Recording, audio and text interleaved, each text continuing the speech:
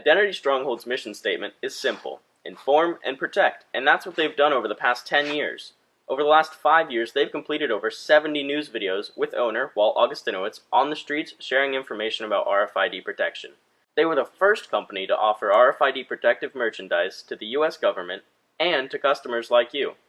Like other companies who started a whole industry, ID Stronghold paved the way for competing companies to follow. Because of that, you can walk into almost any retail store and find RFID protective merchandise. But are you really protected with these products? And are the companies who followed ID Stronghold really as good as the original? That's what we're here to find out.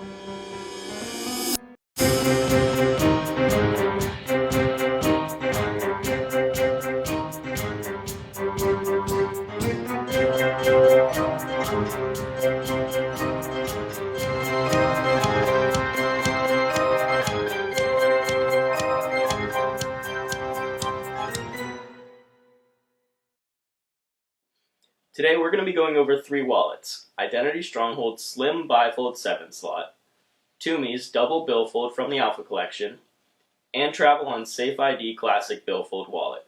Now before we begin, let's go over the categories in which we're going to be comparing these 3 wallets. We're going to go over the design of each wallet, the total number of slots, the height or thickness of the wallet, both loaded and unloaded, the weight of the wallet, loaded and unloaded, and the protection of each wallet both open and closed. Each of these will be tested and discussed to ensure that you're able to pick the best wallet for your needs.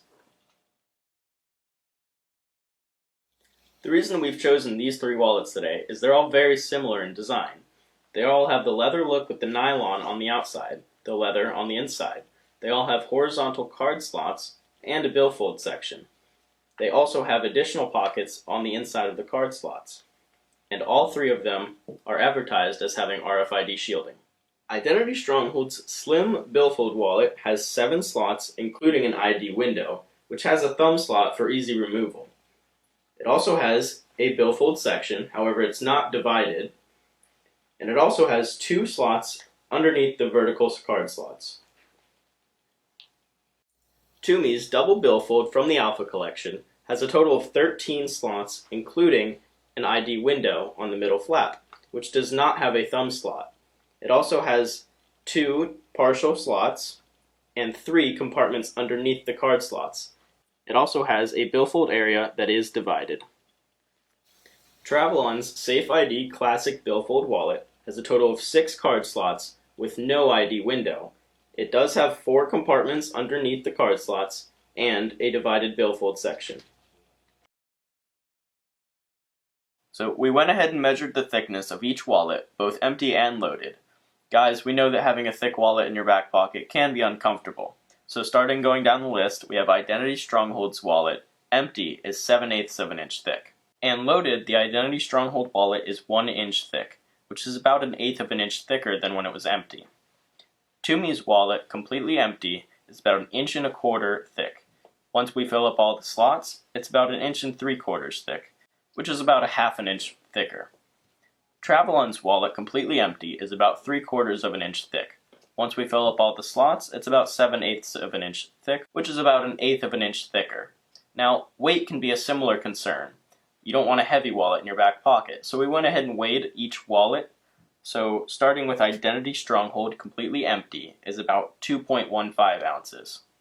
Completely loaded, the Identity Stronghold wallet is about 3.4 ounces, which is a difference about 1.25 ounces. Tumi's wallet, completely empty, is about 2.93 ounces. Once we fill up all the slots, it's 5.79 ounces, which is about 2.86 ounces heavier. Travelon's wallet, completely empty, is about 1.7 ounces. Once it's full, it's about 2.8 ounces. That's a difference of about 1.1 ounces. So the main reason you're buying one of these wallets is for the RFID protection. And here we have a scanner similar to what you'd see out in the public with a thief using it to scan cards. And we also have an RFID chip card. And what you'll see when we hold this over the scanner, it will scan the card, it's going to beep, and this red light is going to turn green. Okay, so we're going to start with the Identity Stronghold wallet, and we're going to try this test again with the wallet both open and closed, and with the card slots being full and empty. So we're going to start with it closed. Okay, card is in the wallet. We're going to close it and see if it can scan it. Alright, so it does not appear to scan the card when it is closed. And one other thing, Identity Stronghold does claim that even in the ID slot, the card is still going to be shielded, so we're going to go ahead and move it over there and give that a try.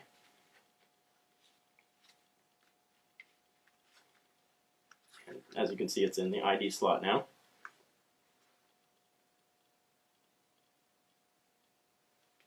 Okay, and so it doesn't scan in the ID slot, and so we're going to try scanning this while the card is open in the wallet. So without closing the wallet, we're going to see if this can scan.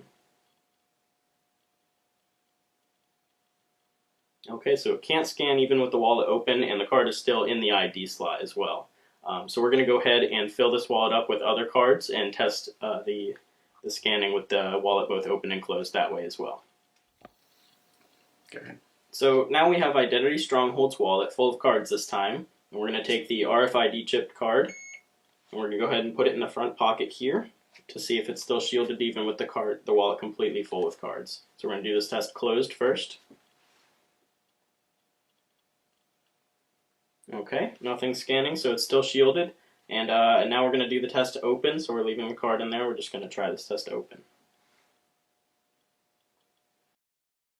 Okay, and that's still shielded, so we're going to move on to Tumi's wallet and do the same test we did with this wallet, open and closed and loaded and unloaded.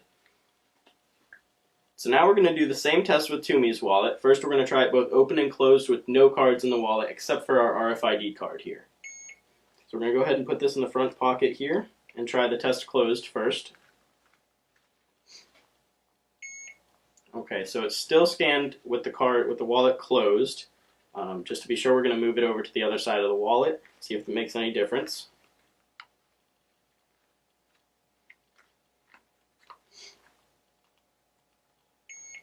Okay, it's still scanning the card. One last thing, it does have a middle flap, so we're going to try putting the card in the middle there. That was just me moving the card there. Okay, so now it's in the middle flap. I'm going to close up the wallet and see if it scans. Okay, it's still scanning, so just to stay consistent, we're going to try it open. So we're going to put it back in the side pouch here, keep the wallet open, and see if it scans. Okay, so it's still scanning. So Tumi's wallet does not appear to shield both open and closed. That's with no cards in it, so to stay consistent, we're going to go ahead and fill up the wallet with other cards and to try the test again. So now we have the Tumi wallet completely filled with cards. We're going to do the same test as before. We're going to try this both open and closed. So here we have the RFID card. We're going to put it right in the front here, and we're first going to try this test closed.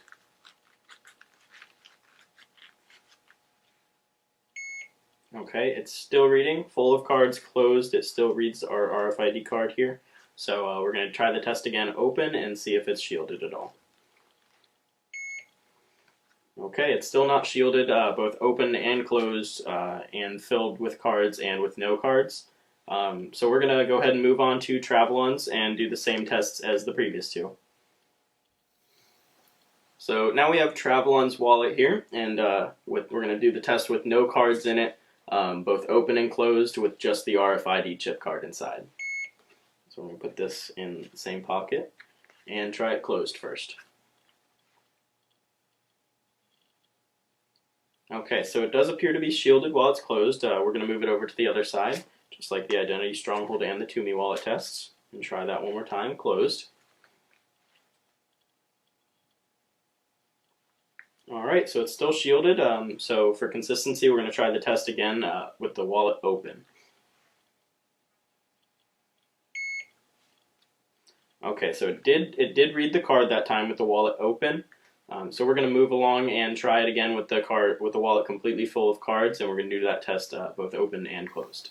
Okay. So now we have Travelon's wallet completely full of cards. So we're going to continue with the same test as before with the RFID chipped card. Put it in the same slot, and we're going to do the test closed first and then try it open. Okay, so it does scan the card when the wallet is closed. So just for consistency, we're going to go ahead and try open and see if it's still shielded. Okay, so it actually just scanned the card that time as well. So it appears Travelon's wallet, when you fill it up with cards, doesn't appear to shield as well. It was able to scan both open and closed. So in a full recap, starting with the weight, you can see Tumi's wallet was the heaviest, followed by Identity Stronghold, and then Travelon's wallet being the lightest. And moving on to the thickness of each wallet, again Tumi's wallet is the largest, followed by Identity Stronghold, and then Travelon's wallet being the thinnest of the three. And the main reason you're buying one of these wallets is for the protection, and as you can see, Identity Stronghold stayed protected, both open and closed, empty and loaded, while Tumi didn't seem to protect at all, and Travelon was able to protect while closed and empty, but not at any other time.